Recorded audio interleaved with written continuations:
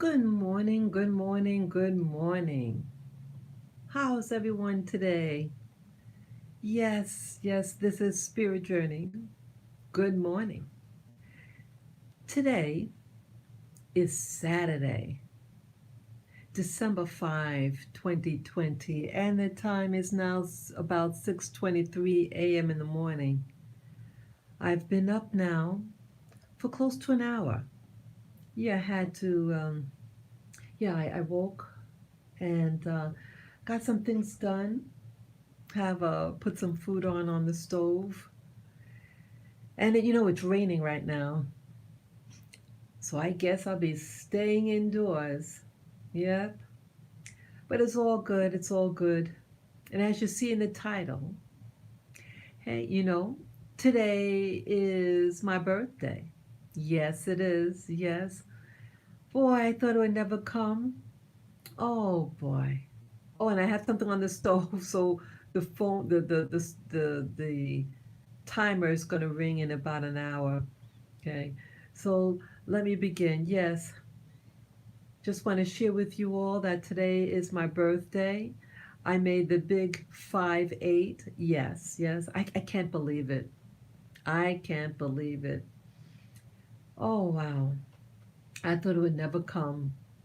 I can't believe it. Wow, it's a weird feeling. It is a weird feeling because see, in my mind, I see, two things happen.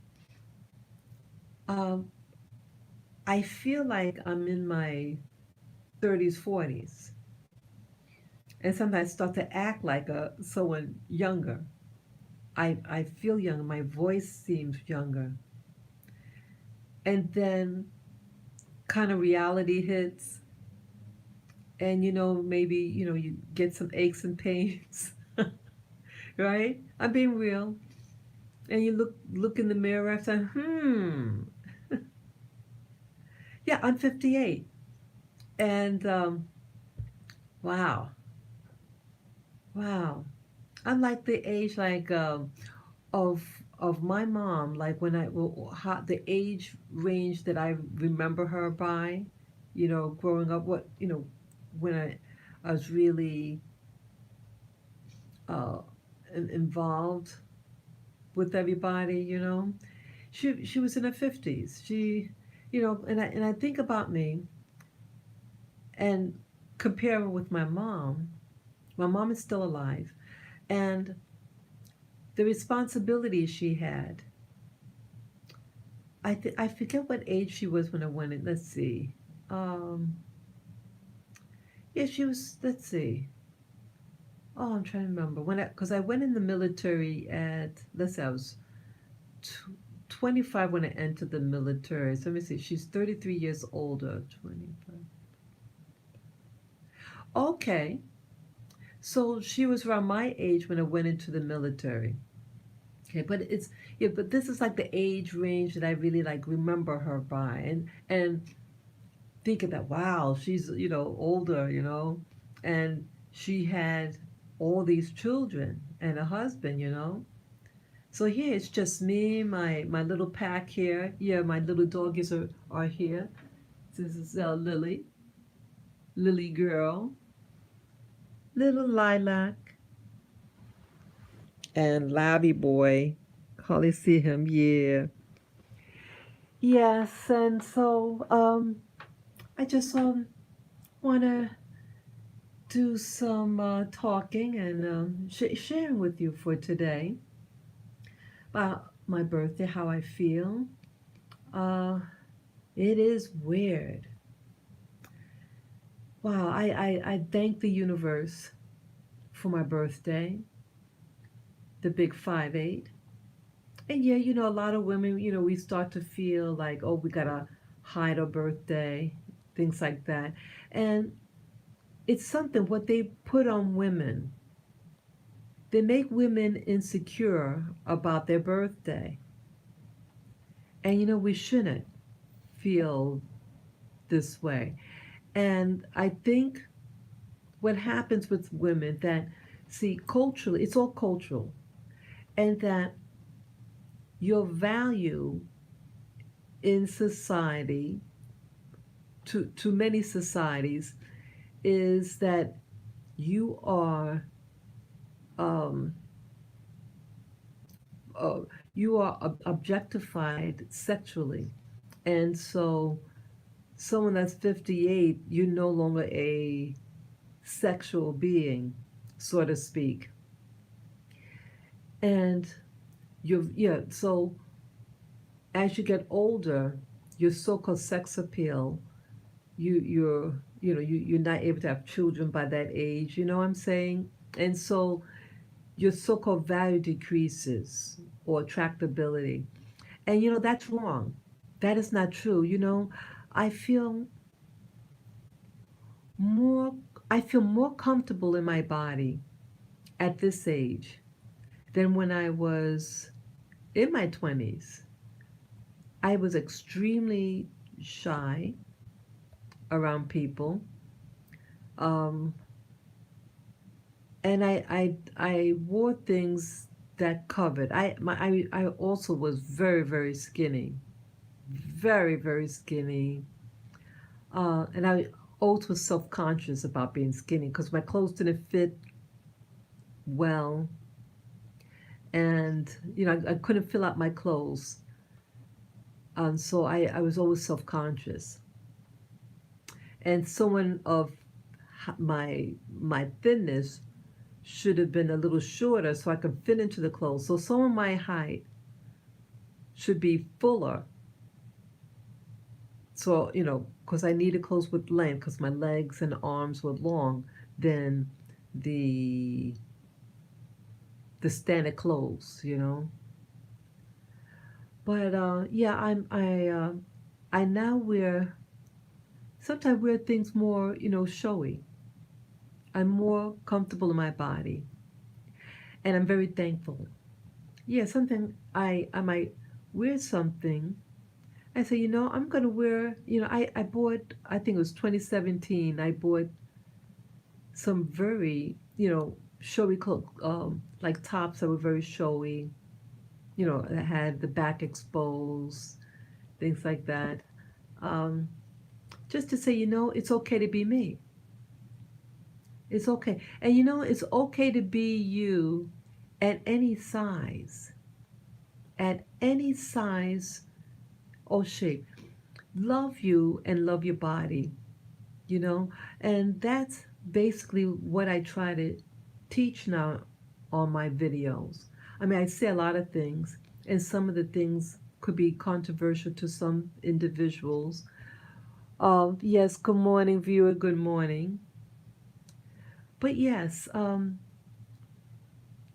my message in essence is no matter what you are, no matter what your race is, no matter what your color, no matter what your hair texture, no matter of your build, no matter what, that you are to celebrate yourself, no matter what nationality.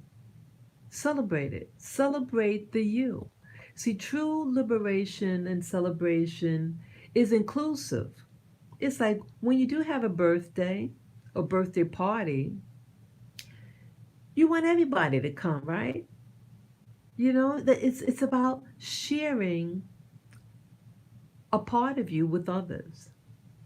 And so if we feel that way in celebration of a quality about yourself, it is actually inclusive in nature. It says, hey, I'm this and I want to celebrate it with you. So that's partly what I'm doing here now in celebrating the me with you and sharing my thoughts of the day in retrospect about reaching 58. Yeah, a lot of people that I used to hang out with, they're in their 70s. Yeah. Most people that I knew, like when I started, I used to roller skate in Central Park in the 1980s, from 86 to 87, and then I went into the military. Yeah, the people, many of the people were older, and I saw them as like a mentor, you know. And yeah, and so, you can learn from anybody.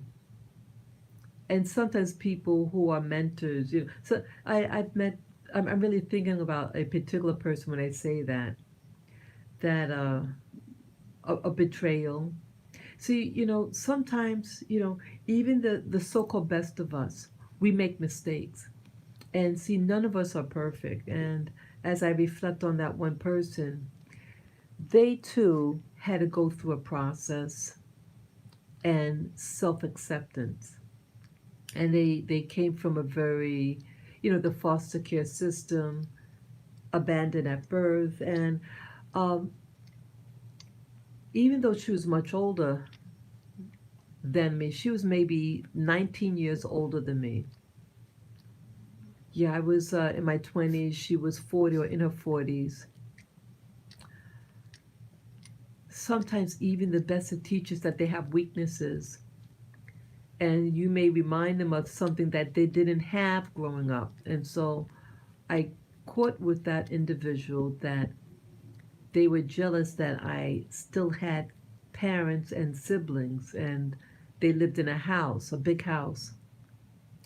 And that I had invited her to my folks' house when I was still living there. And that's what happened. We all have our shortcomings, and even our parents, our mothers could be jealous of our daughters. And I love my mother. I'm just gonna go with the flow. I'm just gonna, just hanging out. I didn't know I was gonna talk about this because I'm gonna talk about other things as well.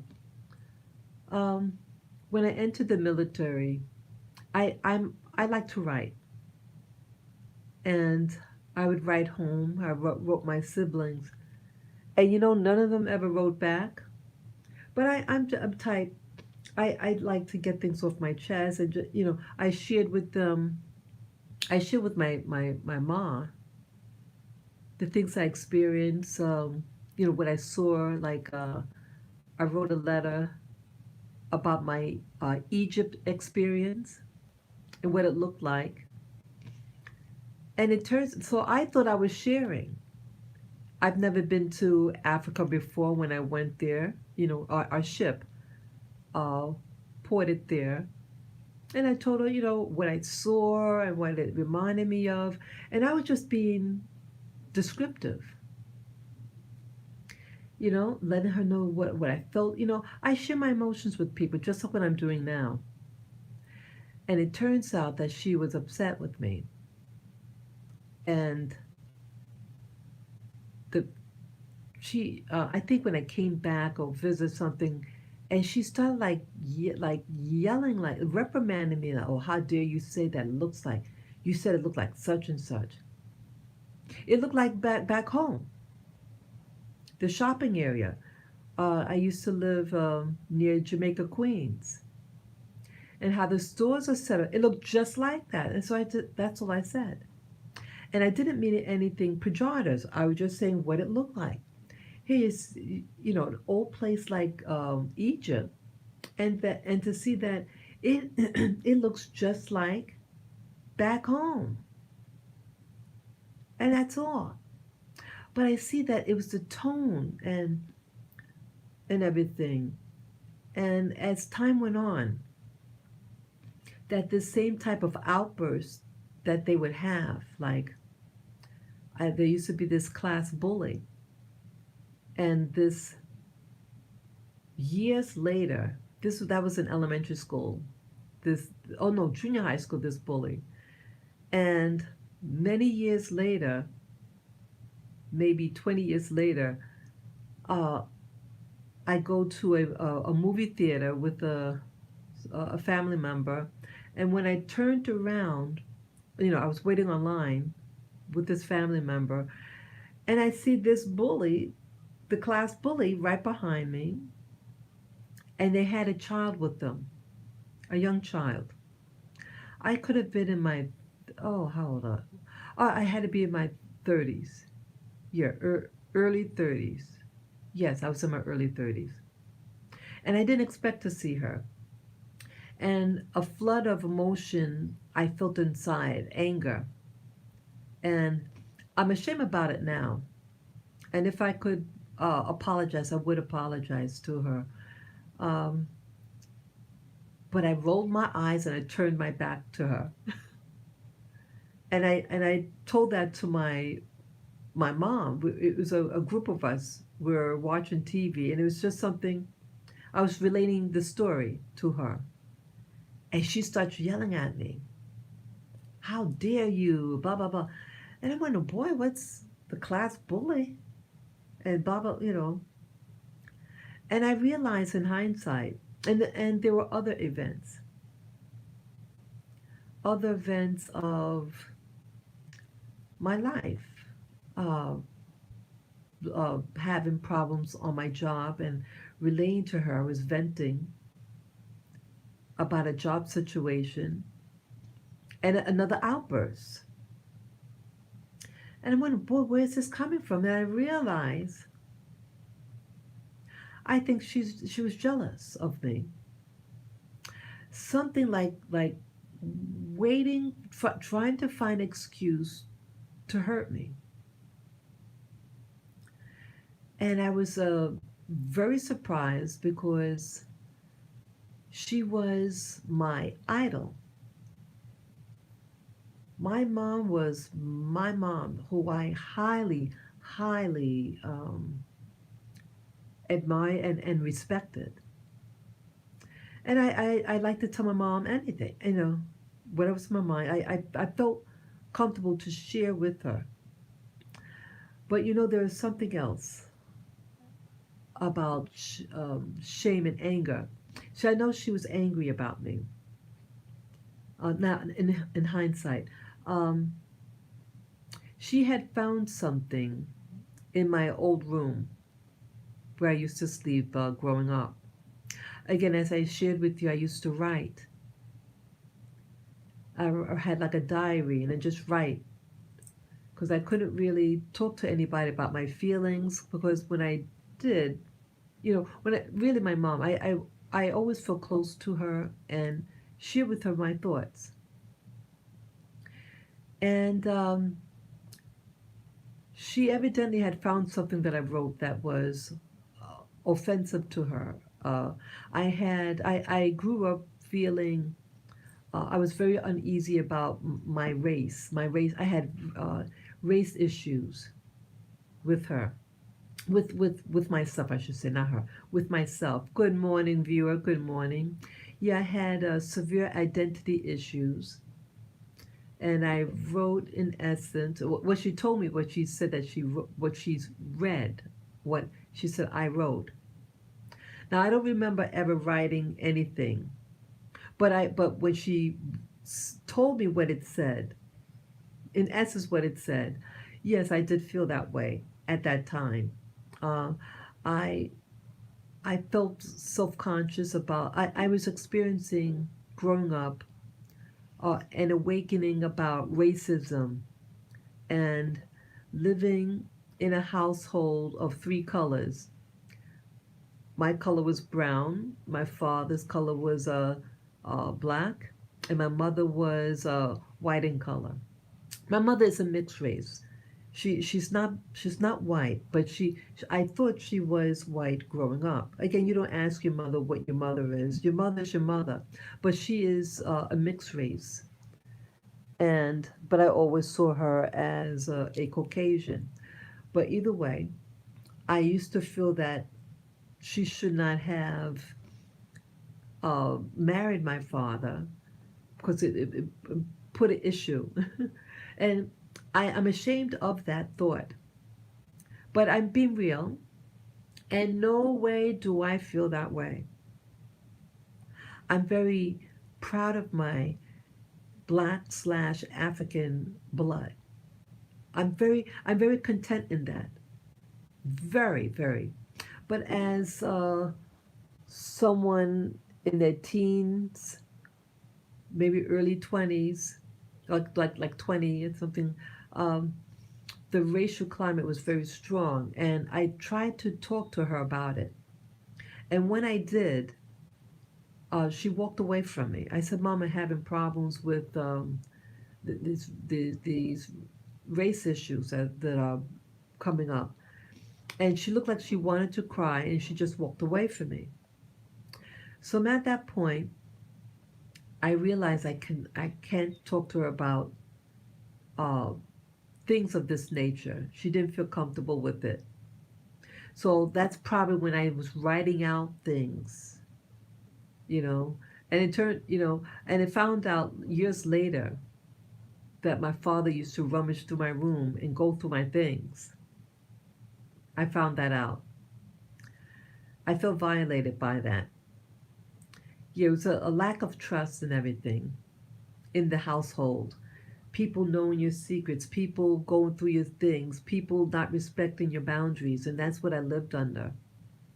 And so one day, my mother was in the room that I used to sleep in as a child and cleaning out stuff. Now I thought I took everything out of my room. You know, when I moved into my own place, like I went in the military, I moved into my own place, and they could have been maybe some books or something I might have left. You know, um, and then when I came back from the military, uh, I, I I I I think then I took everything out, everything. But evidently, she said that she found something in the closet, a piece of paper with writing on it, indicating certain things that I'm ashamed to that that I would think something like that. She didn't tell me that at first. She said to me, "Why don't you get all your stuff out of my attic? Get it." And she was yelling, and I was wondering, boy, what's bothering her? And she said it twice on two separate occasions. And I go up in the room, and I just see all her stuff. I said, "Mom, I don't see this everything's out." So I'm thinking she's having a senior moment. Yes, good morning, viewer. Good morning. Welcome, welcome. Yes, you can say hello in the chat room. So I was thought she was just having a senior moment.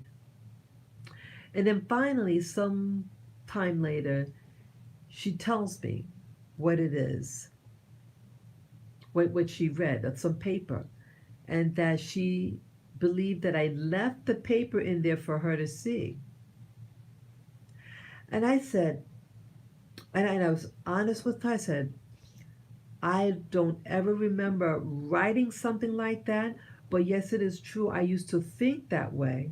And I apologize. I'm sorry that I used to think that, but I no longer think that way. I'm happy about uh, what I am now, But so I think this resentment that she has at me when she remembers, I could see that something is triggering her to respond this way to me, and I think that's a big part of it.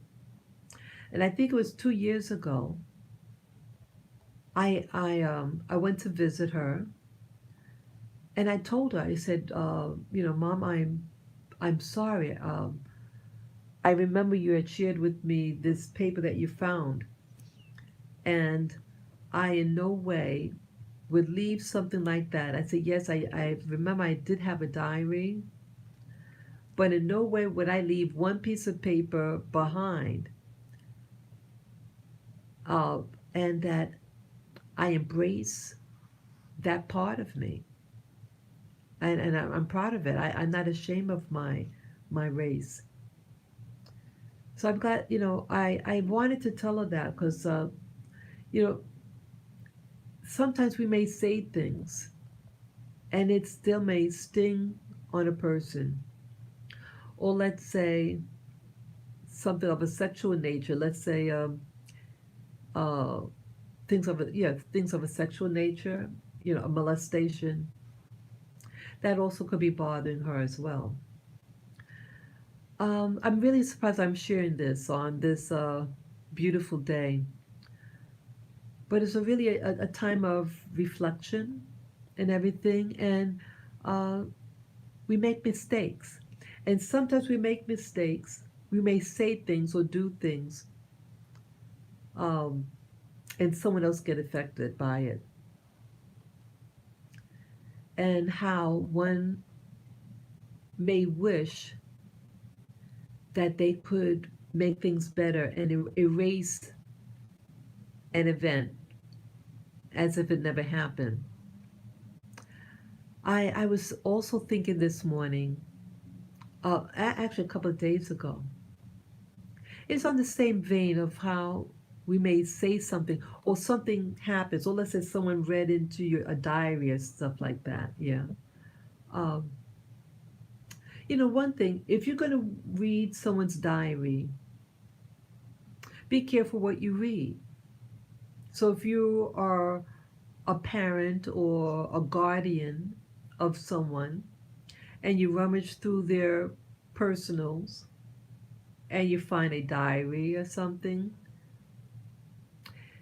you have to ask yourself, if you read certain things, and again, some of people have a diary and it's just maybe they talk in fantasy, they don't really mean what they say, they're just venting, whatever. Be careful, make a decision, because once you read something, you can never unread something. And I think you should always respect people's privacy. Let's say you have to clean inside someone's room and you come across something. You could say to them, "Hey, I had to clean in there, and yes, I see that you have a diary. But if you need to come to me," and I said, "Look, I did not read it, but you can come to me if it's something that's really bothering you.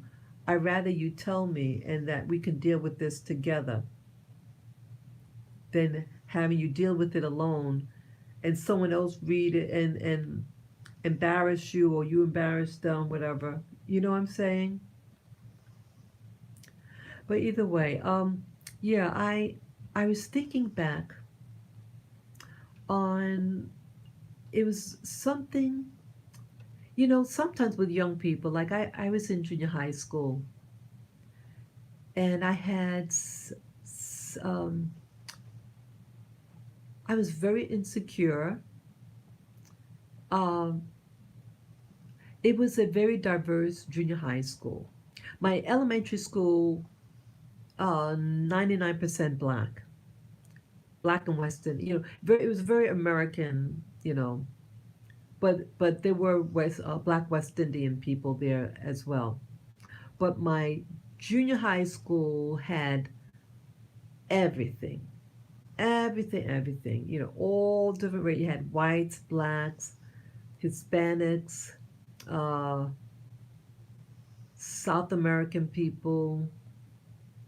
I mean, I make that distinction. When I say Hispanic, I mean people from like Puerto Rico, and then South America types. What else? Asians, East Asian, South Asian, uh, people from the Mediterranean, like Greece. You had a large Greek um, population. Yeah, it was everything.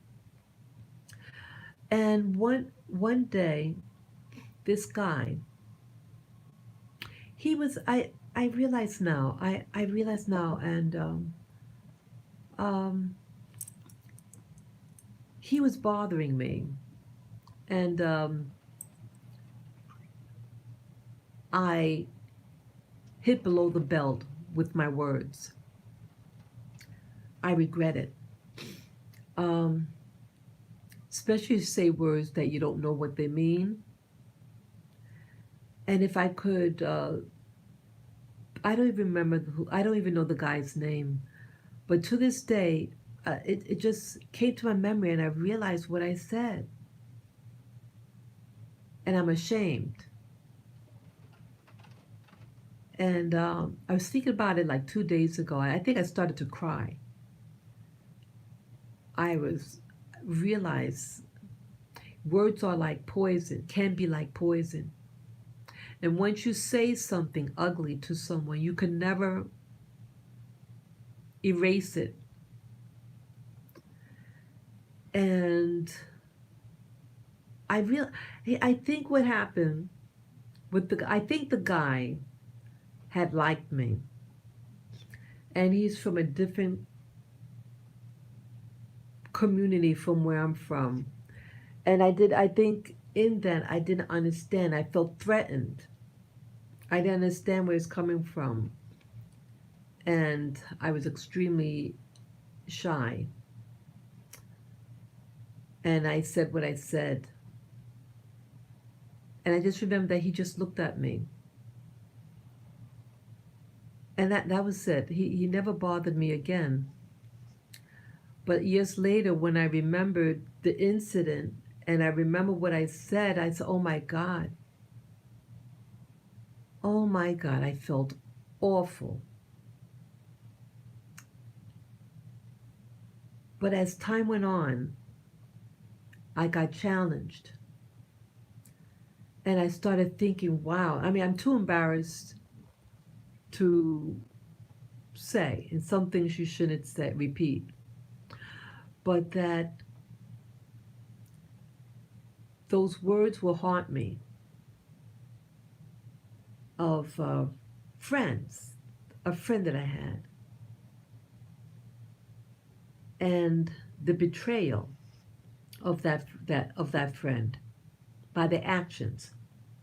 And even when I sensed that it was the person was going to do what they did to me, and um, exclude me, it hurt deeply.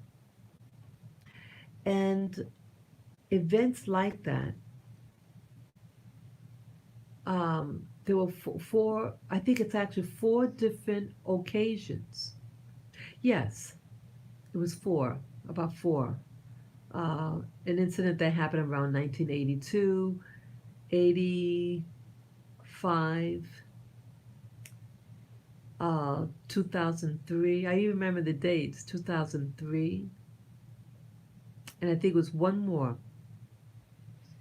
But yes, I say it like that so I know mentally when I'm re-watching this video what events, um, as if the words I said uh, came back to me as poison. I took it personal. And the interesting though that the other people were women. They weren't men. But the event involved different women in my life that I had to work. I had to work with them, and it's almost like when I was lying down in bed yesterday or the day before, and these memories started coming back to me. I felt almost as if I was cursed.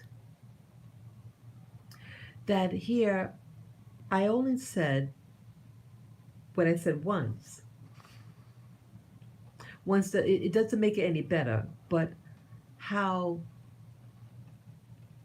how I'm internalizing it, that certain words are like seeds,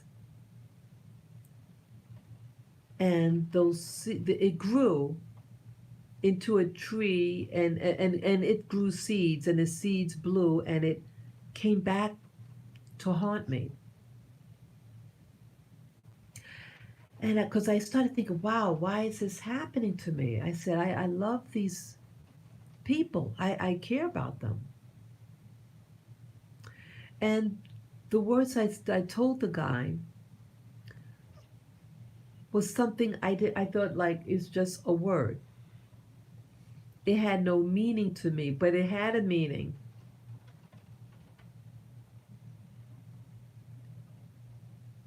And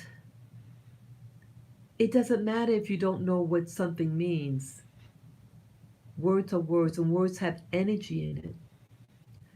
And so I started thinking the other day, I said, wow, is these events what happened to me because of the event that happened when I was in the seventh grade? And again, I have nothing against these women. I actually liked these women. I looked up to them. We were all friends, I thought. But then the distinction and the word that I used came back to haunt me. So, why am I sharing this? That sometimes life is trying to show you a mirror. You may have been, thought it was innocent, but words have meaning. And people respond, just like maybe what my mother read. Well, one time event she read it, but it has its repercussion and how she may respond to me in future events. So I apologize to the universe. I apologize to the guy that I said some unkind words to. I didn't realize. I think you were just trying to get my attention, and I was insecure, and I said what I said without insight. And I see also interesting because the men that were in my that were in my life, um, I see now that they had liked me also. When I became an adult, but I thought they wouldn't like someone like myself. But when I think back as an adult, when I was in my 20s, yeah, 20s, and in the military, yeah, my first so-called real job, when I was in the military also, and when I did security work, these three guys of the same ethnic group, they might have been from different places. Um, yeah, two of them from the same place, same type of place. The other one, I'm not sure. Uh, but either way, it's same ethnic group, and they had liked me, I guess. I yeah, I was having a conversation with them, and I like it's really interesting. I was I think crocheting something, and I said, "Oh yeah, I like I find it very relaxing crocheting." I was making a bathing suit, and you know what happened? He hands me a book. I think it's the next day. He says, "Here, you were saying about that you like such and such. Here's a book on it." And it was a good book, man. It was an old, very old book even at that time. A very old book on how to crochet. It was knitting and crocheting, step by step, an old-fashioned hardcover book. I said, "Wow, wow." And then in the military, um, I was having a conversation, and I was telling him about reading that. I like reading things that not I don't read like long books, but I like things that are short information. And guess what happened? He got me a Reader's Digest book.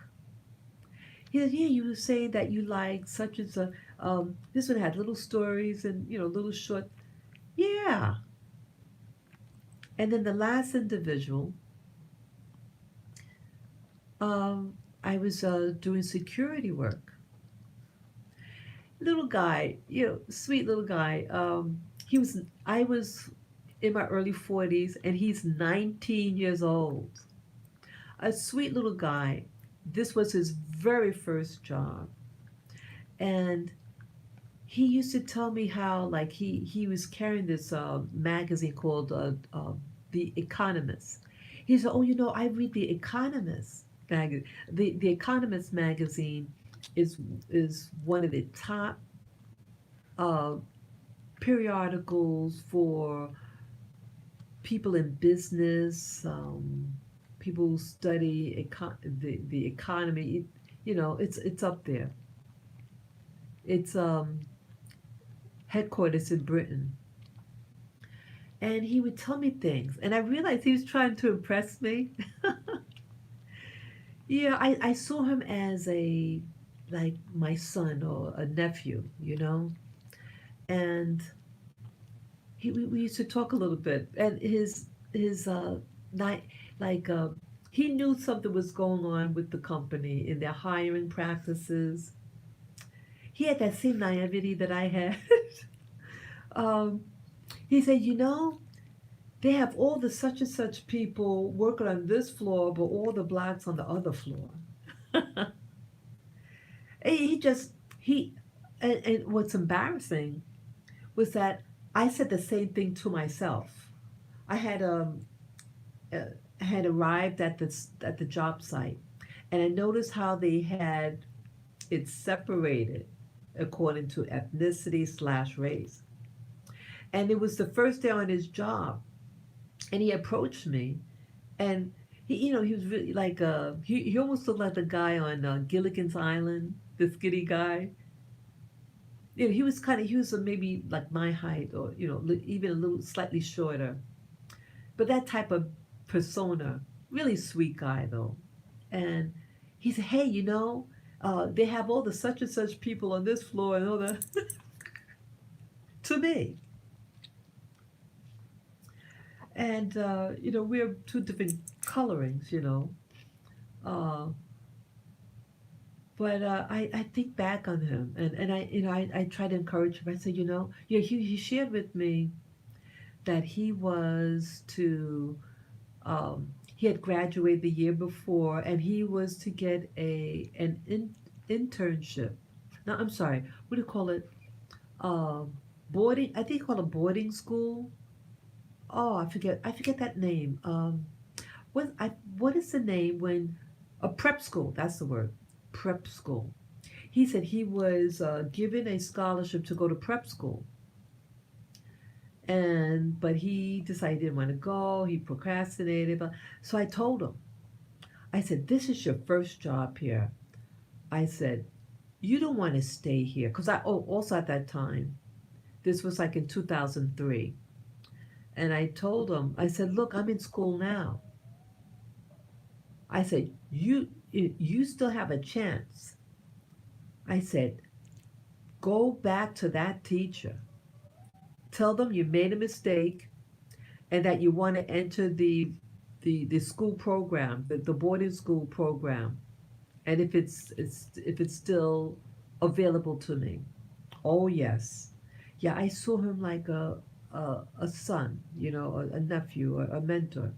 Yeah, but I think about him. See, he was innocent, and what he spoke was true. What he spoke of, but some things you don't say verbally out loud like that on the job. He meant well, and I see that interesting that here these men. I think they actually liked me. The other one, the other one on that job too.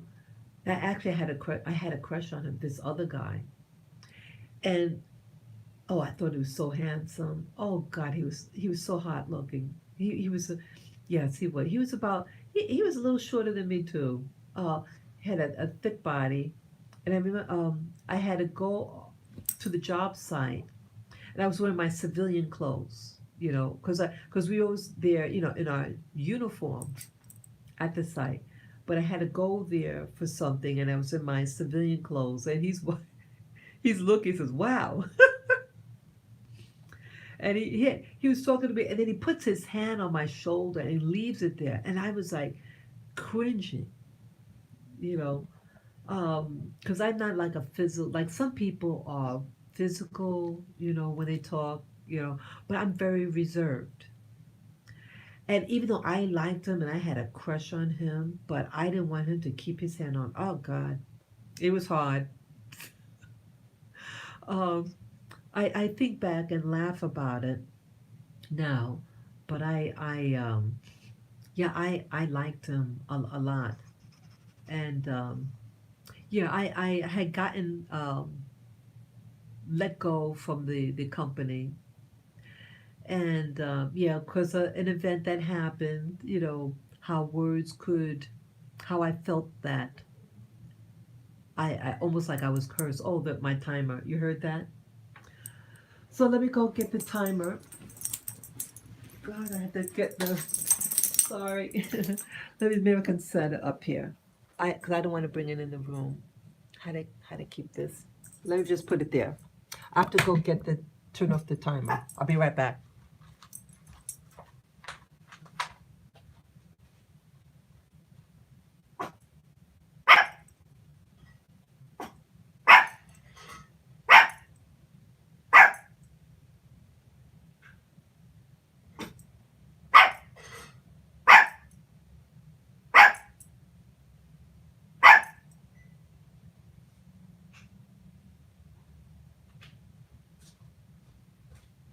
I'm here, baby. I'm here.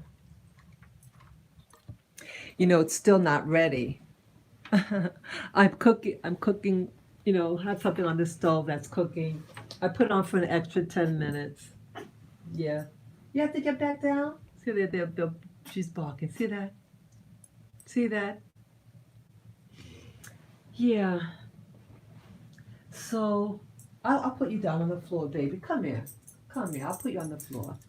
Yeah, I love. Oh, you want me to pet you? You want me to pet you? Yeah, she want me to pet her. Yeah, it's okay. Yeah, the sunlight is starting to come up now. Yeah, so oh, what was I just saying? I know somebody oh, what I'm realizing that the this I had this question, this guy on that particular job site. What I realized that oh, I remember that yeah, I had gotten let go from the job, and it's a series of events. Um, yeah, I got upset about a particular matter. I had I had to protect myself. Uh, this was during right after the 9/11 thing, and we were at Code Orange, and the person that was to relieve me from my post, I mean that I had to relieve from their post, they had left before I arrived, and that's a no-no. We're at Code Orange. Um, Code Orange is level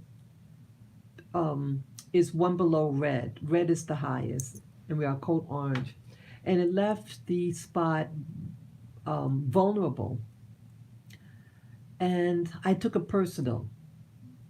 Um, and that individual had had offended me about something and said I shouldn't go out with a particular person.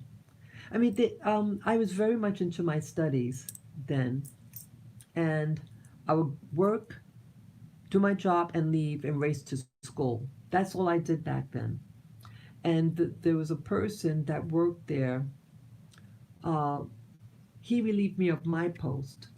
And when you do security work, you let the other person know anything going on. And he was a student also.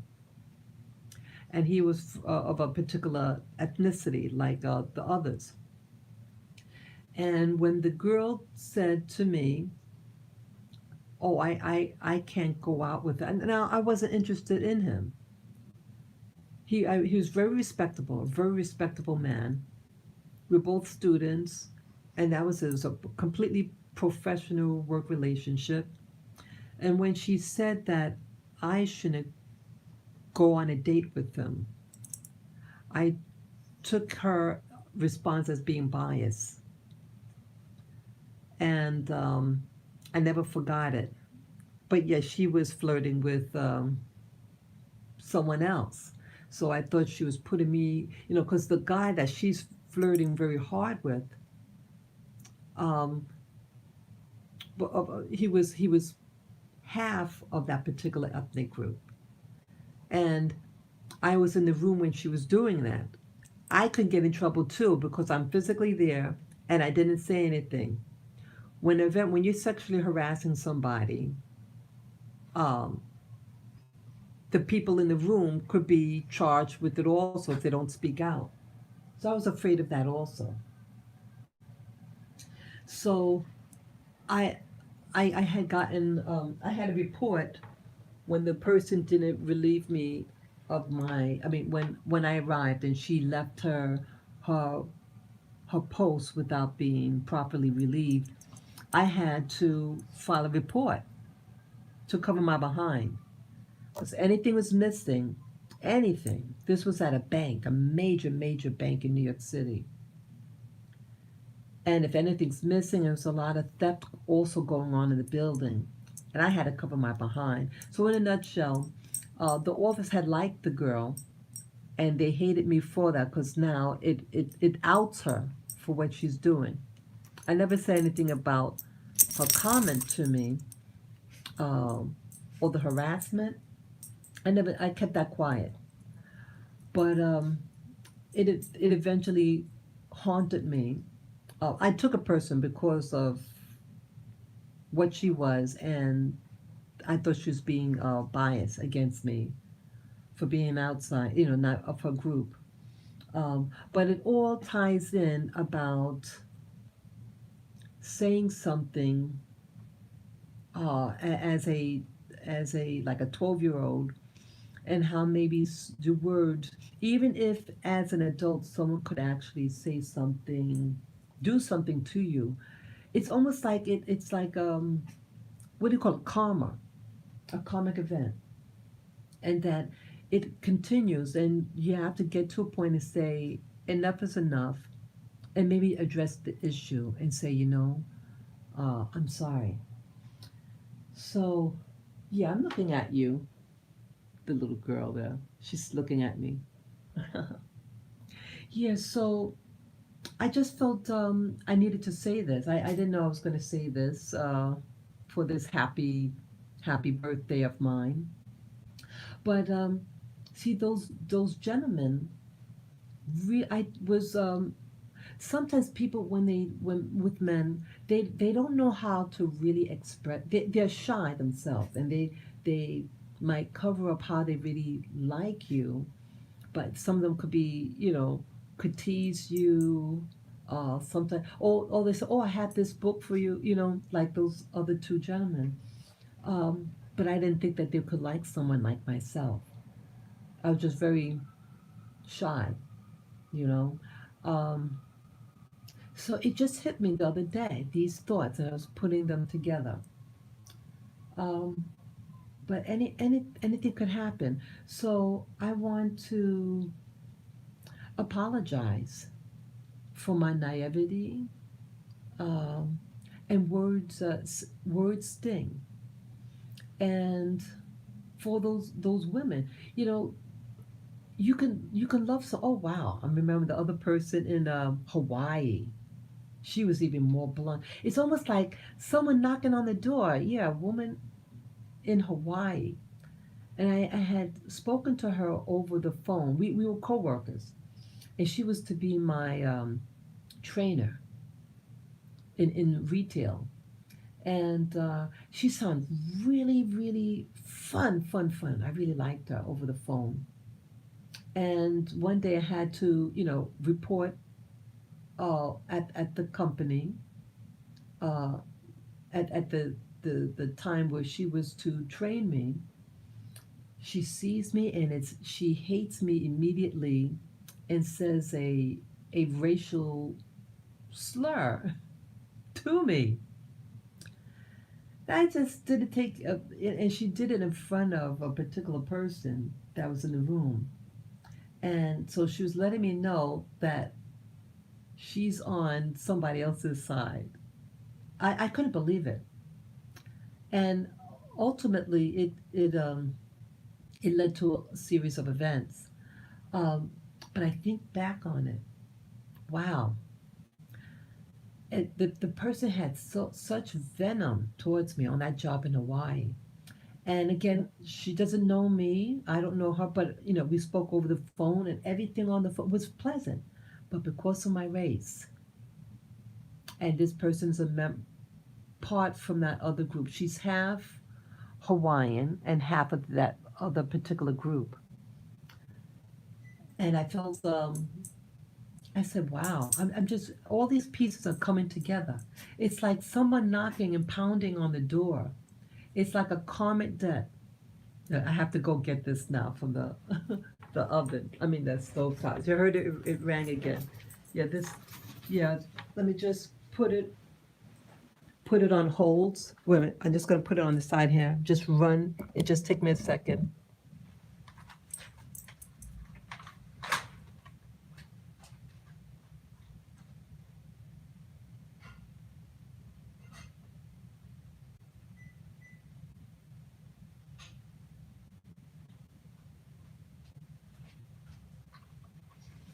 Yeah, I'll put you on the floor here in case you have to go to the bathroom. Sorry, guys. Yeah, that's it. Oh, yeah. It just really, it's the pieces are coming together. I hope I'm not boring you guys too much, but really, what I'm seeing now is really. See, I forgot about that event. All these different events, and it's the same type of person. It's like someone knocking at the door saying, "You hurt me," but I don't understand why it's a woman. Yeah, all of them. So four or five of them are women, and I care about them, and that's what's confusing me about this whole thing, because the person in the seventh grade was a male, but these events that started occurring to me from the 1980s on were all women, and I've done them well. So I don't understand what's going on, but I almost feel like there's something. I feel that it's like a karmic debt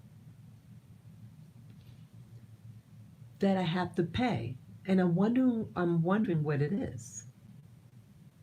I'm really wondering. Because see, I care about women and women's plights. And so I'm wondering for you to come have this type of stuff to happen to you, and but feel like you're being punished, or you know this reaction. I don't know, but I tell the universe this 58th birthday that a deep apology, that as a woman, I don't know if any karmic debt, I apologize. I apologize from the heart, and that I love you guys, and I want the best for you. I want the best for all of us. Um, so anything that if I what I've done karmically, and if it's because of that man, when I was in the seventh grade, um, I wonder what I can do to pay it back. What I can do to bring peace, because that's what I always wanted, peace. And it's like a monkey that's just jumping back on your back. You take it off and then it jumps back on. It's trying to get you. So I want to resolve this. Yeah, it's very painful. It's a very painful event. I must have hurt somebody deeply when they look at me, and sometimes when I look at them, the anger. just like as I mentioned with my parent. Hey, yes, thank you. I haven't seen you in ages, digital. Yes, thank you, thank you. Yes, I'm just sitting here this time. I've been on for an hour now. Just started an hour ago, and just reflecting right here. This 58th birthday of mine, and yeah, it's a time for yeah. It's raining outside, so that gives me an excuse to stay in because I thought I was gonna go out, but yeah, it looks like it's gonna be raining all day. When I looked on my app, yeah. So I have food cooking on the stove. Just gonna relax. I got my ice cream. Yeah, I bought it on Monday, so I put it in the freezer so I can eat it this wonderful day.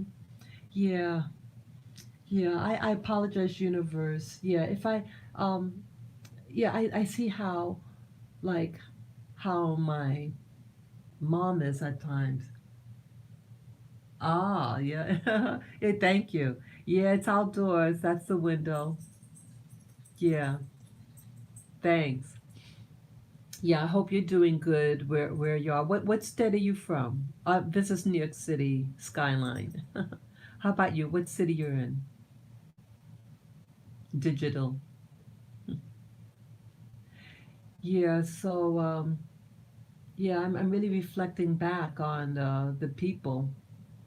Yeah, so my mom, I know she's angry at me, and sometimes I'm angry with her, and I get angry at those ladies. Oh, Atlanta. Hello, Atlanta. Nice, nice. Nice. I hope everything's okay over there. Mm-hmm. Yeah, New York City is getting kind of crazy out here. You saw I did a video. I think it was 2 or 3 days ago. Yeah, I was walking my dog. This guy tried to grab my dog. He was a very dirty looking individual, physically dirty, weird eyes, and I had forgotten that I had my camera on. I have a body cam because of the like I go to Central Park and we have these people who like to what we call Karens, people who we have the mask police, people getting your business if you don't have a mask on. They're getting hostile now in Central Park. I've been going to Central Park now for 40 years and not be bothered. Now people are getting really aggressive. Yeah, the whites are getting aggressive with the mask. Um, the white guy that tried to take my dog. Yeah, it's getting crazy. So I say, I feel the need to protect myself. So I got a body cam to put on because see, I don't want someone to call me a liar. I don't want people to say because you have like that Juicy Smollett that lied on us. Like his lie, Jesse Smollett, who said that these white people beat him up, and it's his own black Nigerian friends, dark skinned black Nigerian friends, that he paid to do that, and how that discredited many of us. That racism does exist. It exists. There's racism, people who are against you because of your nationality, while some people are doing crazy and the news is promoting panic. Yes, yes, that is true. That is true. Yeah, and I hate it. So I bought a body cam over the summer, late summer, to protect myself. I said, I'm not going to have someone call me a Juicy Smollett and making lies about people and things. Have it. And since I've been doing sometimes, you catch things on camera, people doing things towards you, like these beggars. Okay, I only believe in good and evil. Okay. Yeah, you have to elaborate. I mean, there's good and evil in the world, yes. You mean to be either good or be evil, and you can do both, you're saying, digital? Wow, the sky is really gray looking, man. It's real gray. Who knows? Maybe I'll still go outside. Yeah, so I was just thinking about sometimes we hurt people, and I know that that family member is still angry with me. I did apologize more than once in case that was an issue still with her. But yeah, even before that happened, let's see. Yes, you can be either. Oh, okay, okay, okay. I think it's okay to defend yourself. Like, be a good person. But if someone is trying to attack you, yes. But but to be evil, evil is to do something, an offense against someone. My understanding of the word evil is to do something against someone or something uh, without cause, and is to cause them harm or to curse somebody. Okay, okay, yeah, yeah. I want to be a good person, but I want to protect myself. I don't wish harm on others. At least I don't want that. So it's really something with life. I just felt with today that I needed to share this. I didn't know that I was going to share all of what I was saying, but I think karmically that I have to pay a debt. Or it could be just what you call it, the archons, seeing that a particular event had offended me, and so they use it to get a rise out of me. It could be that too. But I think what I'll do, well, I probably want to do a meditation later on when I get off this live stream, to do a meditation and to give my thanks for my birthday and to um, give a word of peace regarding an offense I did to that individual. You know, it was a guy. It was in the seventh grade, digital. I was in the seventh grade, and a guy. I think the guy, in hindsight, actually liked me, but he was picking on me, and I called him a very bad name, without insight of what that name meant, and years later, people from his background, um, I had a severe conflict with, and I loved these people, and I didn't understand why this backlash, this hostility, and then I kind of linked it with something with my mother, and that I had offended my mother through something she said I wrote that she found, and it offended her, and she took it out on me, and then she told me what it was, and I explained to her. I said I didn't recall ever writing something like that, and no way would I leave something like that for her to find. I took everything out of my room, when I moved, and I think what happened, someone took it and placed it there for her to find, and I think that was a family member who I found out used to go through my things and did that to hurt her. I think that's what happened. Um, yeah. But either way, no, I don't. I'm not sneaky like that. To do some, not especially for my mom, who I had worshipped. But yeah, yeah. Oh, so I am kind of getting kind of long here. Let me. Oh, I was meaning to say about the vision I had. Yeah. So basically, that's what I want to share regarding the inner insight that I was getting. Being 58 years old. Yeah.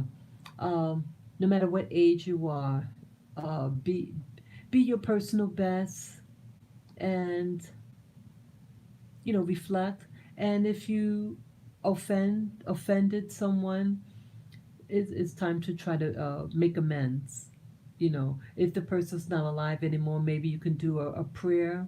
Light a candle, pray to that individual in spirit, and give words of of apology. That's what I'm gonna do. After I'm finished doing this. But yeah, I want to talk about the vision that I had this morning. Yeah, yeah. I had my. This is my monitor, my computer. Yes, I had it on all night. Um, yeah, it was a brief one. I was dreaming weird stuff. Um, but I won't get into the actual dream. But immediately after dreaming, I awakened, and then I had the vision. And you all know with my vision, upon awakening, you keep your eyes closed, and you just kind of relax there where you are, and then uh, images start coming to your vision, your eyes, and that's what I want to talk about. That's what happened. Um, I saw a wall. Oh, I think initially I saw, I think these two dots, or these light, two a pinhole light or something.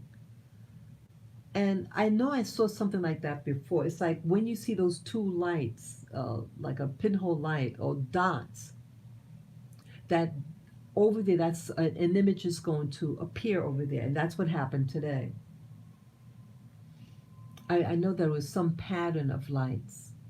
And then I saw a wall. And the wall was, the coloring of the wall was like a rust color. And the material, what it looked like, it was a flat wall. I'll help you up. My little doggy wants me to pick him. You see him? Okay, I'll pick you up. Yeah, you poor baby, you. You okay? Sorry, yeah. He wanted to climb on the bed. So what happened? The wall was like a rust color, and the material of it was like a. You ever seen like a cork before? A cork, like from a wine bottle. It's like that spongy like material, that cork. It looked like that type of material, but like a sheet of it, but it had texture to it. And imagine the texture of. Have you ever seen a blue cheese? It's blue cheese. It's very grainy. So if you cut it in half, the block of blue cheese, you see all these little like lumps, things like that, almost like that. And so each little lump, it had like um, I think maybe five sides to it. That's like a pentagon, five or six equal sides to it. Yeah, that some were small, some were bigger pieces, um, and so this sheet of this cork looking material, flat against the wall. Um, Part of the pieces, the lumps or whatever, again, it's flat, it's smooth, but the cracks or whatever, the grains, you know, texture of it, it was missing pieces of it. It almost looked like like the pieces that were missing on it looked like a snowflake. You know what? Like if you zoom in on a snowflake, with a microscope, the shape of it is almost like the multi-sided thing, and then it has like a long branch. It looks something like that. Yeah, and I'm just looking at it, just looking, trying to make sense out of what I'm seeing. So I had a mentally say, okay, it looks like this and that. Yeah, just to make sense out of this so I could recall it later on. Um, I was maybe 2 feet away from the wall. It was close. Like a lot of things I look at in my vision, it almost looks um, like I'm looking with a camera, and so you can zoom in and zoom out. But and I was moving. I remember that I was like moving, so it wasn't stationary. It kind of moved, I was moving, and just trying to get a detail of it. Um, dim lighting. Yeah, I don't know what this place was. And then immediately after, I this the vision was blocked, and I saw these little, almost look like spider legs, something shadowy, very faint, and then it blocked my view, and I couldn't see anymore. And I said, man, I want to try to see more, but that's it. It's as if, um,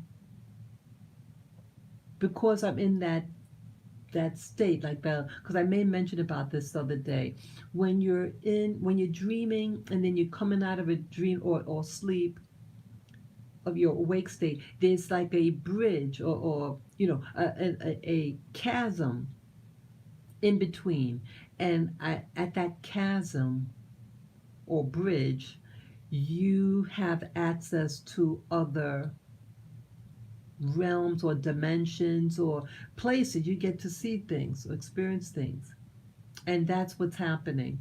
And but whoever who's in charge doesn't want me to see. It's as if, you get interference. Interference occurs. Um, it's like someone knows in the astral realm, when you have access to these other doorways, it doesn't want you access to it, and so it tries to put interference. It blocks something. It's always like, something. It's as if they're covering my eyes astrally, and so you cannot see. And it looked like little, almost like little legs or something fluttering in front of your face, but it's almost like a shadow. You can't really. It was two of them blocking my view, and so I can't see the wall.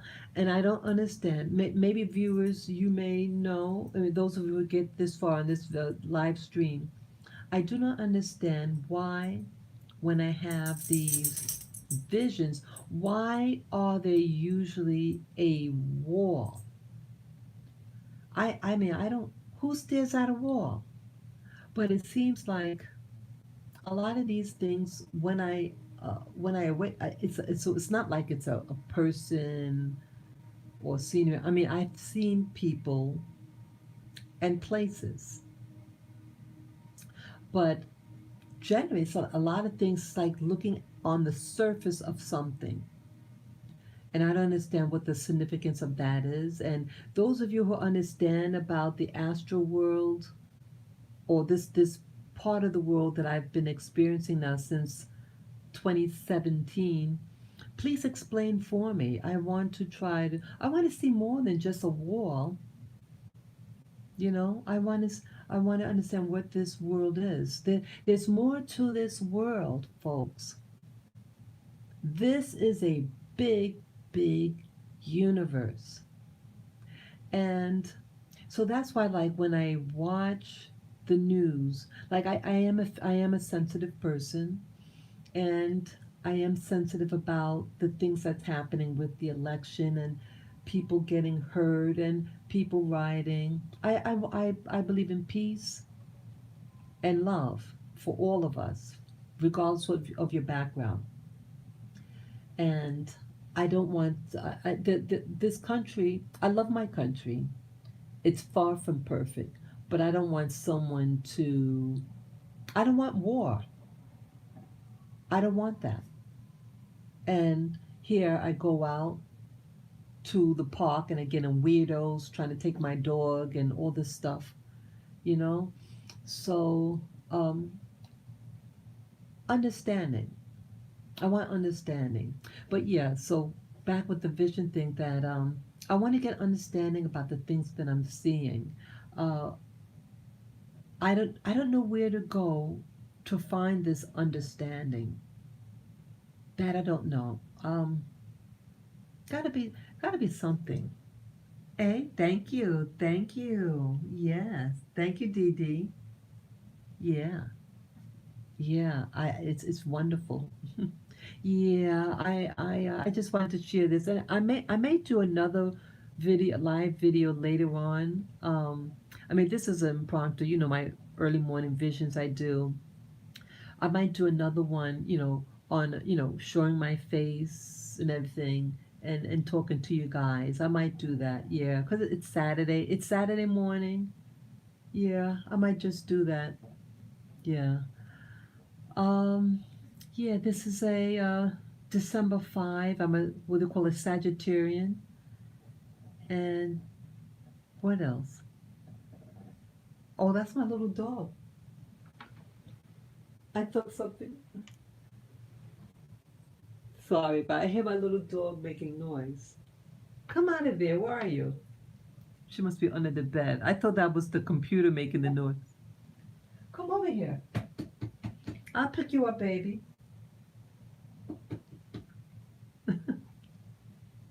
Yeah, that's my little, I call her my little peanut. Yeah, her name is Lilac. A sweetie, sweet. She's very cuddly. Yeah, this is a very just when you look outside there, it's a very powerful looking day. Yeah, this is a day of introspection. Yeah, do so also. These are interesting time for all of us, and again, my having these visions, I don't understand what these visions mean. But again, any of you who understand what they mean, uh, and again, this cork, and anybody ever see a wall like that? It looked like it was made out of cork, and again, those pieces and were missing, and it was in almost like a key, like the old-fashioned key, skeletal key has the large head and then the long thing. Almost remind me of that. But yeah, that's what I saw, and yeah, very very weird, very weird dream. But the dream I don't want to get into. Yeah, it's just too bizarre. But yeah, I thank you all for listening, and yes, it's my birthday.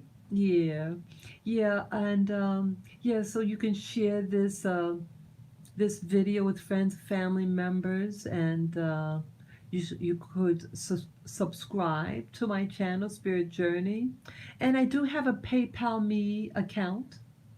And those of you who want to give a special thank you gift for today, on my channel, I have my PayPal Me link, and it's on the top right um, of the header of the page, and you just click on the link and follow the prompt. And any amount would be greatly appreciated this birthday. And I thank you all in advance. It's always a pleasure to read your chats and everything. It's very comforting to me. Yes, and yeah. So when your birthday is celebrated, and go inward, and give your thanks. At any age, give your thanks. Some people didn't make a birthday, you know what I mean? And so you're beautiful at every age. I thank you for listening, Uh, thank you so much. Peace, love, and joy this birthday. And when your birthday is, happy birthday to you, okay? Thank you again, folks. And until next time soon, okay? Bye bye.